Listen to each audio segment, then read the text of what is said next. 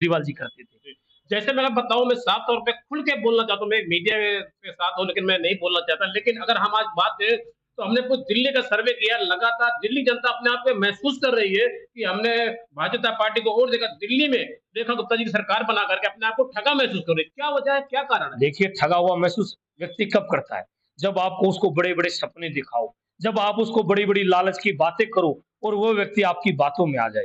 याद करो वो द्वारका की रैली, जिसमें इस देश के प्रधानमंत्री हमारे देश के प्रधानमंत्री आदरणीय नरेंद्र मोदी जी ने कहा था कि मेरी बहनों, दिल्ली में जैसे ही भाजपा की सरकार बनेगी, 8 मार्च को अंतर्राष्ट्रीय महिला दिवस के अवसर पर आपके फ़ोन में मैसेज आएगा, ₹2500 आपके बैंक के खातों में आएँगे। तो दिल्ली की जनता ने उनकी बातों पर विश्वास किया और इन्होंने विश्वास के बदले दिल्ली की जनता को ठगा। मैं आज पूछना चाहता हूं दिल्ली की मुख्यमंत्री रेखा गुप्ता जी से कि वो भी एक महिला है, क्या किसी महिला के खाते में ₹2500 आए क्या? अरे इन्होंने तो देश के प्रधानमंत्री को भी झूठ बोलने पर मजबूर कर दिया। उनकी कही हुई बात भी ये पूरा नहीं कर पा रहे, तो अपनी बात को क्या पूरा करेंगे? मेरा आपसे पहला और आखिरी सवाल, भारतीय जनता पार्टी ने कहा था जहाँ झुग्गी वहीं मकान, लेकिन आज जहाँ झुग्गी वहीं मैदान हो रहा है। क्या कुछ कहना चाहेंगे? ये देखिए, गरीब तबके के लोग परेशान हैं, रेहड़ी पटरी के लोग परेशान हैं। ये जो झुग्गी वाला विषय आप कह रहे हैं, ये बड़ा दुःख का विषय है और बड़ा ही मार्मिक विषय है, संवेदना वाला विषय है। जो दिल्ली में व्यक्ति आए, दिल्ली में कौन व्यक्ति आए? दिल्ली देश की राजधानी है।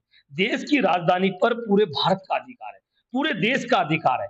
आज हम सब प्रवासी लोग हैं, कोई हरियाणा से आया, कोई उत्तर प्रदेश से आया, कोई बिहार से आया, कोई उत्तराखंड से आया।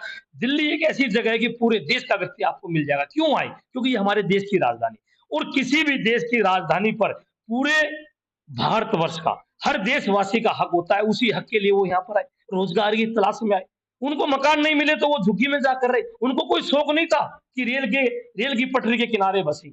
उनको कोई शौक नहीं था कि तालाब के किनारे बसे। उनको कोई शौक नहीं था कि वहां पर जाकर बसे जहां सांप और नेवले उनके बच्चों के लिए हानिकारक हो सकते हैं। लेकिन वो गरीब लोग थे, वो प्रवासी लोग थे, वो अपने छोटे-छोटे बच्चों को लेकर दिल्ली की तरफ आए थे। उनको छोटे-छोटे रोजगार मिले, लेकिन रहने का ठिकाना देश की सरकार ने, दिल्ली की सरकार ने उस टाइम नहीं दिया, तो वो झुग्गियों में रहे। आज ऐसी-ऐसी झुग्गियां तोड़ी जा रही हैं, जिनमें 45-45, 50-50 साल से लोग रह रहे थे। उनकी 2-2 पीढ़ी उसमें अपना गुजर बसर कर गई, लेकिन आज जब उनके बच्चे छोटे-छोटे हैं, जब उनके घरों में आज आफत का माहौल है, रात के 3 बजे आकर आप उन पर बुलडोजर चला रहे हो। क्यों? जब आपको वोट मांगने थे उनसे, तो आपका कैबिनेट दर्जे का मंत्री उनके घर में प्रवास करता था, उनके साथ बैठकर खाना खाता था। लेकिन आज जब आपने उनसे उनका वोट ले लिया, अपनी सरकार बना ली, तो आज उन्हीं को उजाड़ने चल दिए। भाजपा वालों को हाय लगेगी। मैंने सुना है अपने परिवार में, अपने लोगों से कि गरीब की आत्मा परमात्मा से मिलती है, तो गरीब की हाय नहीं